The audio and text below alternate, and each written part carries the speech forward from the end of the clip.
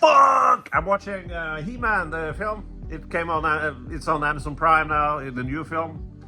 I was like, I kind of like schlock. I kind of like stupid shit. So it might be enjoyable, I think. And I just press play, and the fucking awesome theme. Just wow. It's so fucking awesome. The theme. I hope that's the theme of the film or He-Man or whatever. That was fucking great, man. What? Oh yeah, I'm so pumped. On this channel, on me as a person in general, when I was a kid, I didn't. My brother and sister, they watched MTV back in the day. I'm so old, yeah. I didn't. I downloaded it on Pirate Bay and stuff like that. Downloaded music like scores, the Imperial March from Star Wars and Rob Dogan's music from The Matrix, stuff like that. So nerdy, so fucking nerdy. But I never ever heard a song with a voice, with vocals. No. Vocals wasn't for me. I was just score. Fucking nerd. And the Lord of the Rings films, when they came out, you can better fucking believe it that I listen to that all the time. Gladiator, Blade Runner. Oh yeah, man. Oh, Blade Runner. That score is magical. Oh. I'm talking about the first one, Vangelis. Oh. Yeah, and Terminator 2. That opening score, and listen to that all the time. Fuck yeah, man. But this score reminds me of those good old days, like a score from that era, Like I'm sitting here, it's playing in my head right now. I love it. I hope this film doesn't disappoint. I don't know what Critical Drinker thinks of this, and I don't care. I don't care about it. I just, I made some Critical Drinker videos before, and I went through making a thumbnail. Saw him, and then I said, I'm gonna make a cool little, dumb, little funny, silly thumbnail. And please don't cancel me, because he's obviously drinking Jack Daniels. That's the best whiskey, right? Jack Daniels, and I'm just cropped over him awkwardly. It doesn't mean anything, I like that He-Man he sent into the world, of course America, but I thought like it was gonna be like, oh, he doesn't know his He-Man, and his arc is to get to know that he is He-Man, get to remember what happened or whatever. No, he flat out remembers. He knows he's He-Man or whatever. He knows he's from the Grayskull place or whatever. I'm too young for He-Man toys, and I don't think He-Man was a thing in Norway anyway. So I don't know fuck about He-Man. But yeah, he's on a date with this, wow, gorgeous woman. Ooh, wow, she was something. But yeah, and he told her everything. That's the intro. He told her the intro, and it's like she was thinking, uh-oh, he's crazy, I'm leaving. I like that. I like that. Yeah. It was a really fun cameo of Dolph Lundgren. He was in the first Swedish, by the way. Sweden, Norway. So I could talk to Dolph Lundgren in Swedish. Me Norwegian, him Swedish. We understand each other, all right? And that's whatever. I've seen the movie, actually. The movie from the 80s or early 90s. That is so low budget.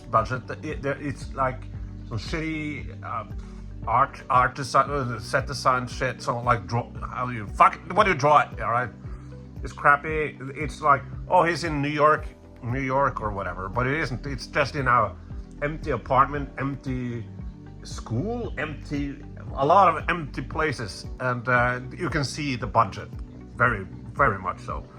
And I also saw the film with Red Letter Media, which I respect quite well. I like them very much, and they had a commentary track on that film, which I saw the film with them on the commentary track thing.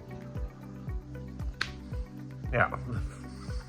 You know what? As far as product placement goes, this wasn't half bad.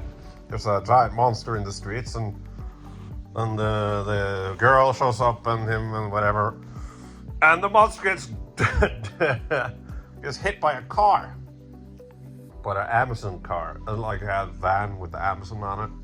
It's all right. Even The Wire, the greatest show of all the fucking time, has fucking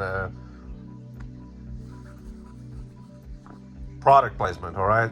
Dunkin' Donuts, I think. Yeah, either that or Krispy. I think it's Dunkin' Donuts. It's pretty apparent when you know about it. In a show like The Wire, what the fuck? Anyway, that's how the world works, I guess. My brother hates everything. He doesn't like anything. He used to be a gamer, but now he has games too. But he's not a movie guy. And I sent him the score from this film. The main score. No.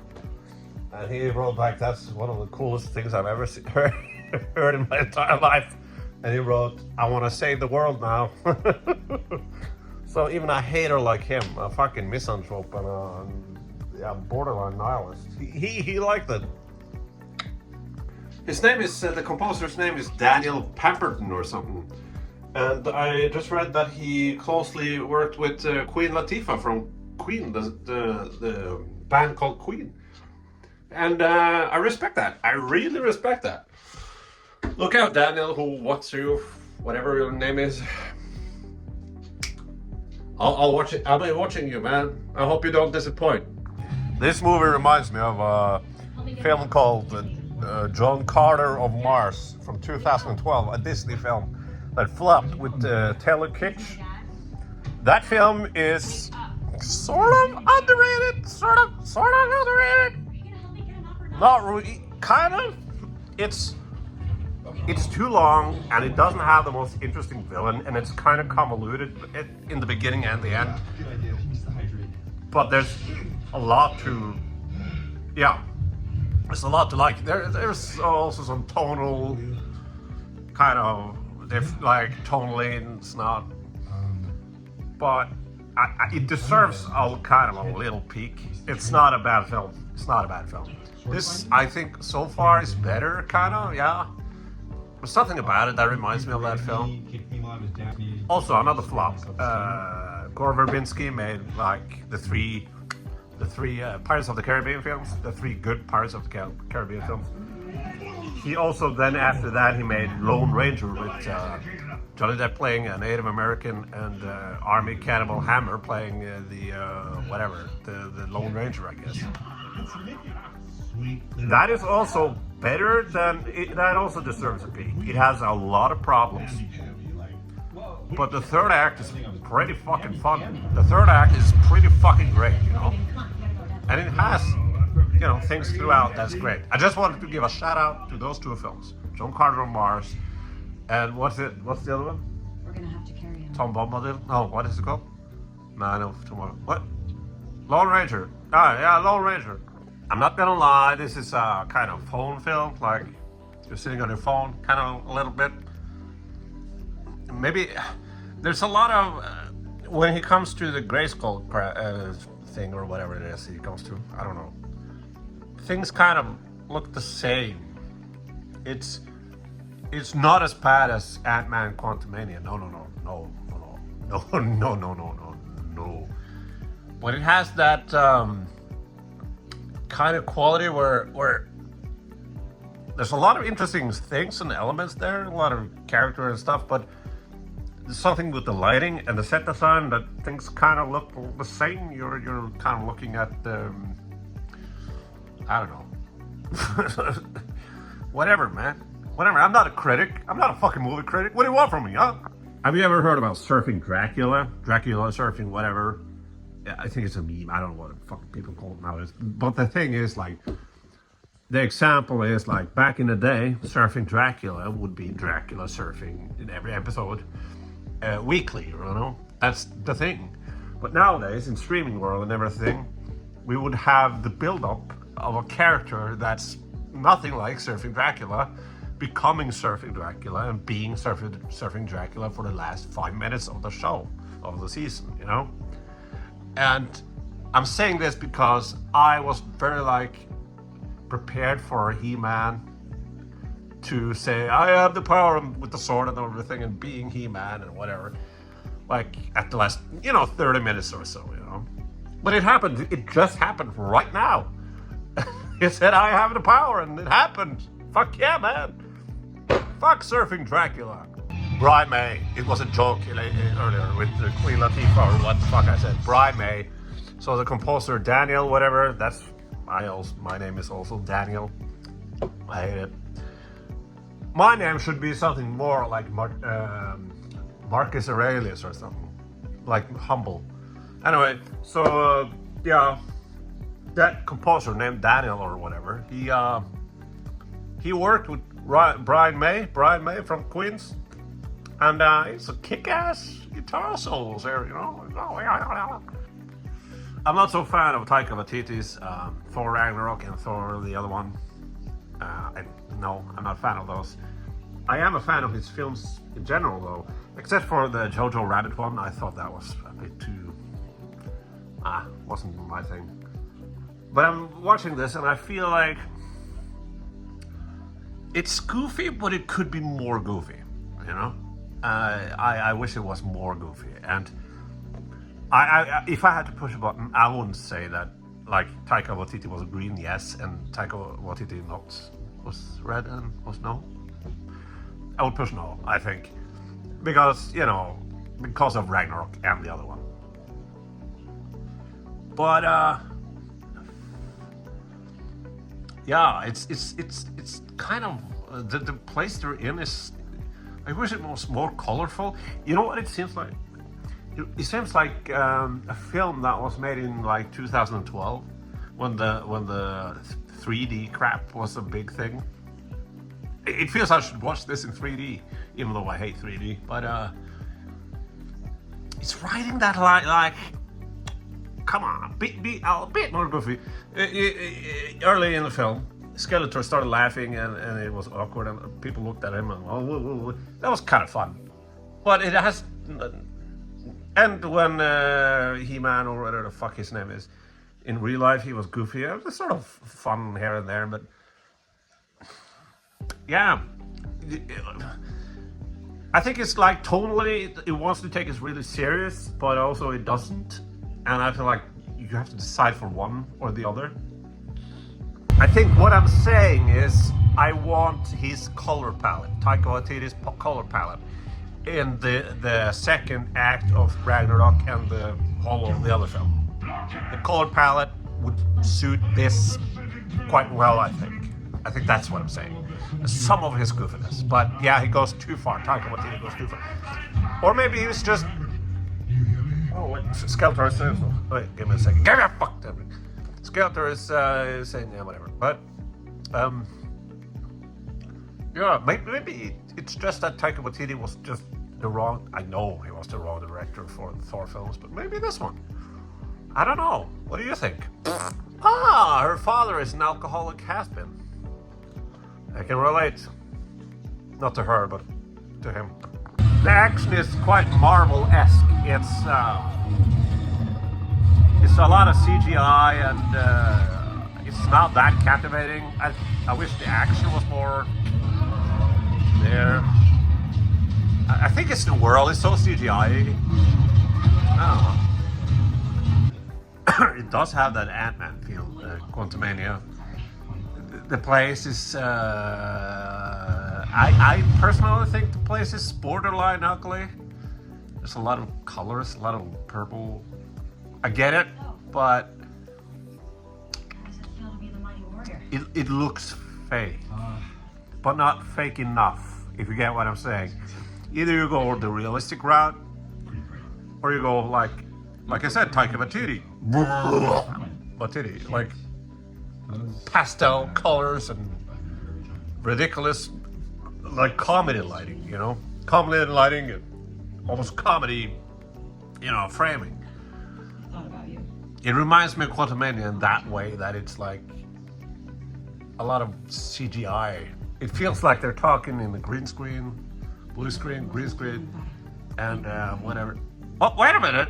Oh shit! She friend-zoned him! She friend-zoned He-Man! He was about to kiss her, and she called her a friend and then a little brother! Oh my god, I've heard that's awful. Never happened to me, no. Never happened to me, but I've heard that's awful. I can only imagine.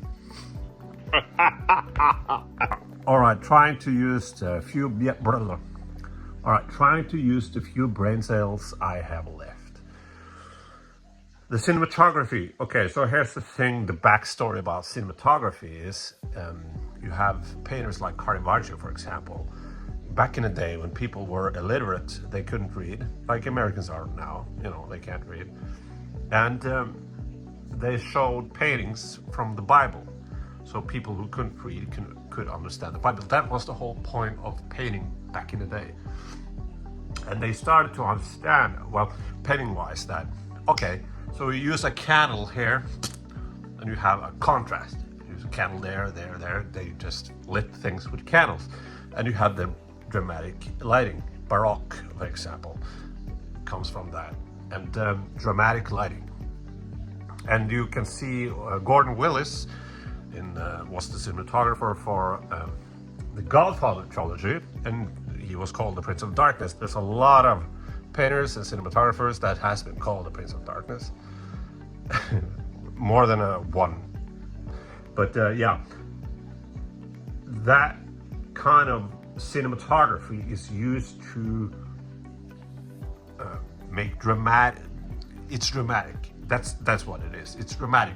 You show, like, there's a really great fucking frame from The Godfather when you see Michael Corleone is depicted like here he's completely dark and here is light, but like it looks like it's lit from a candle, and it works with the mob thing, the mafia. He's going into the darkness. He's getting his soul, his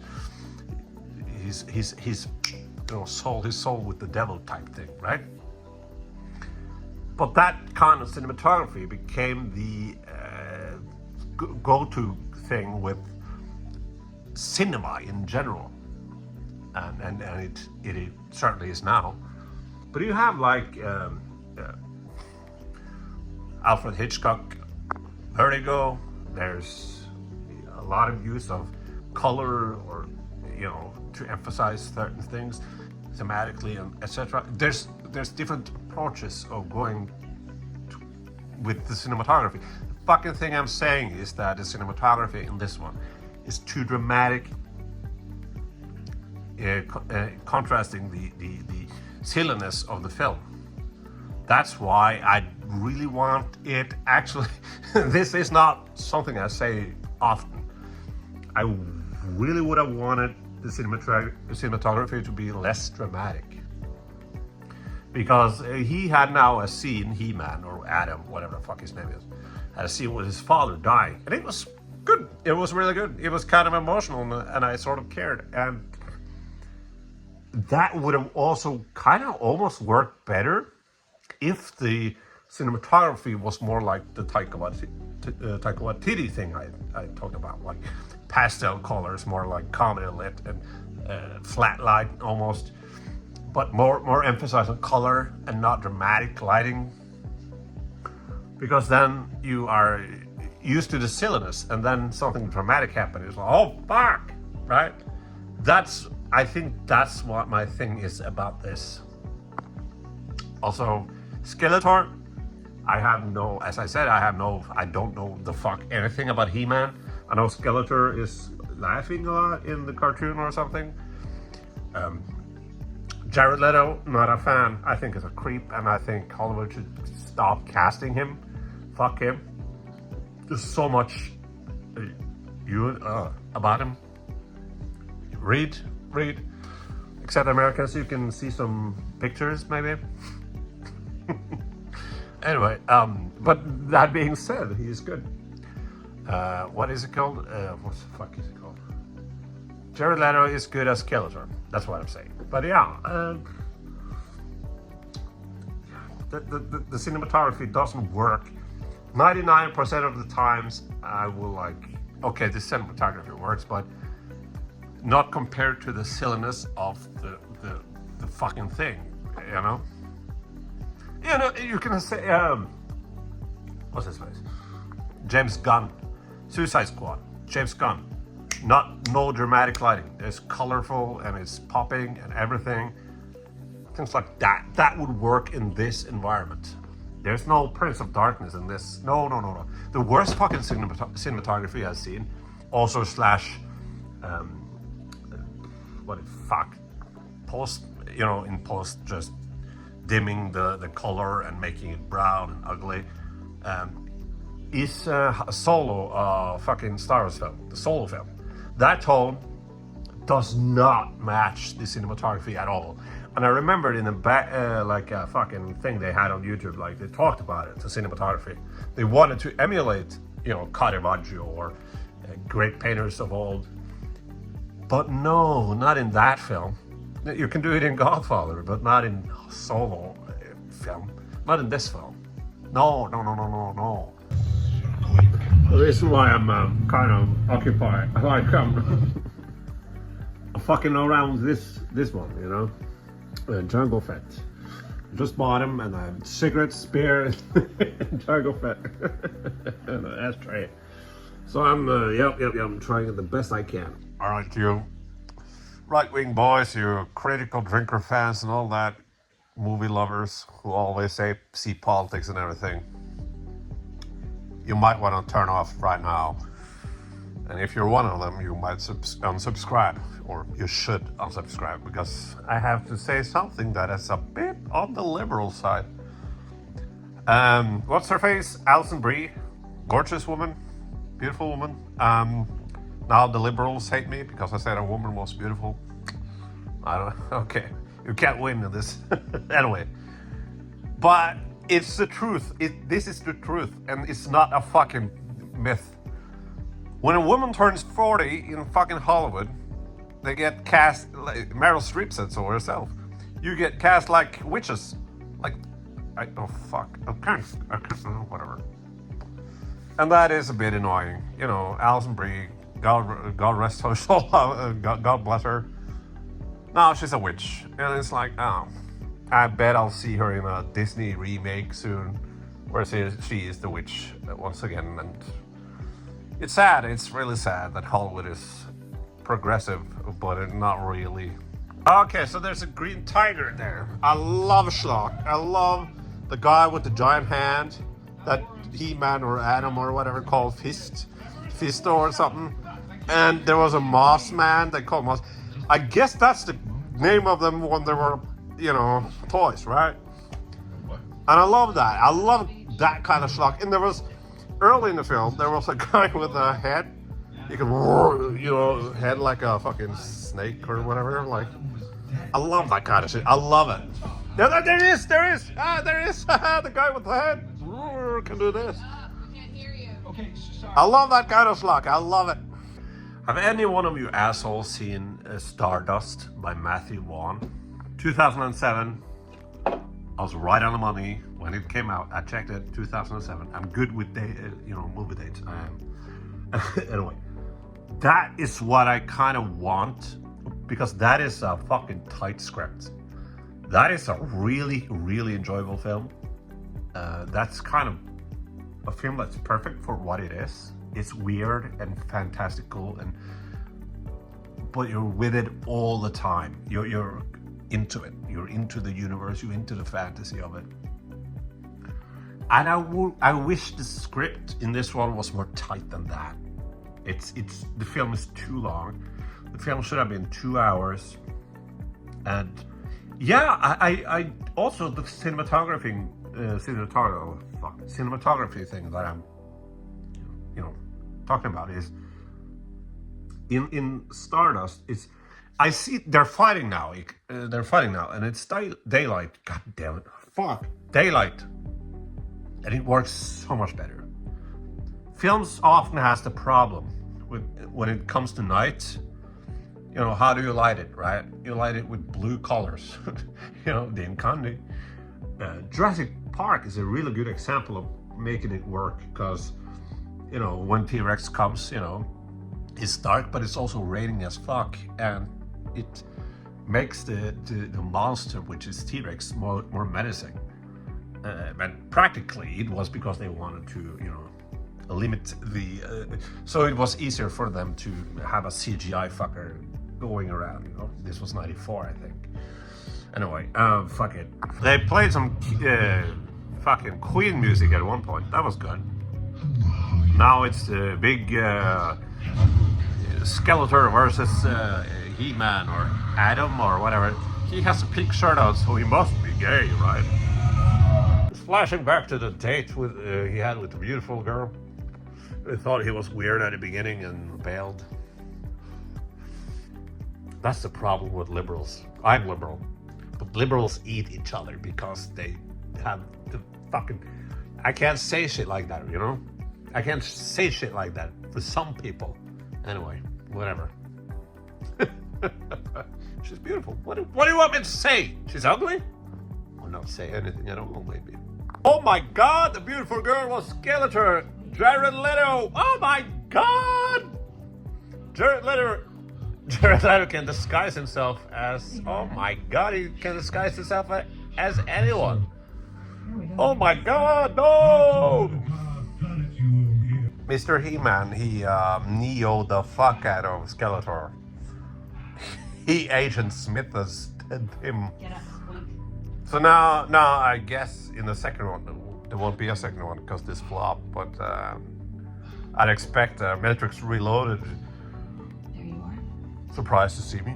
No, then where were it? Or what? Our connection.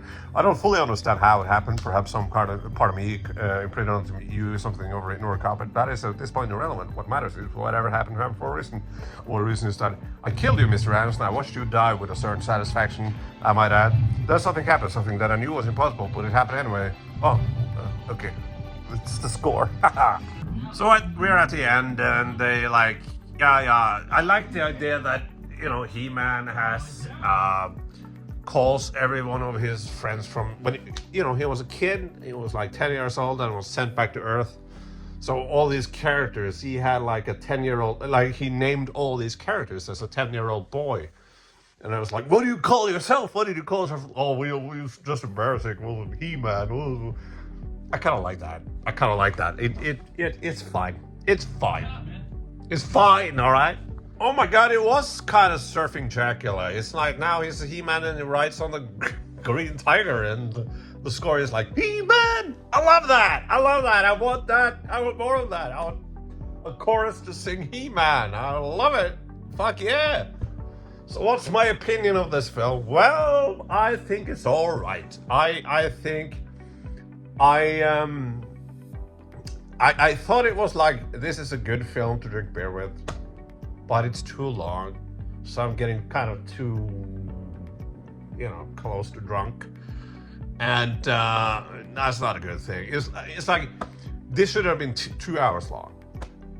You know what's a good alcohol film, beer film? Rambo fucking 4. That's like 1 hour and 20 minutes, and yeah, that's pure fucking schlock. It's great.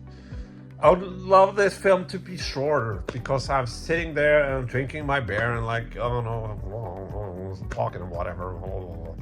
You know what? But it has some... It's better than I thought it would be, but also worse than I thought it would be, kind of. Yeah, whatever. Fuck it, right? Bye.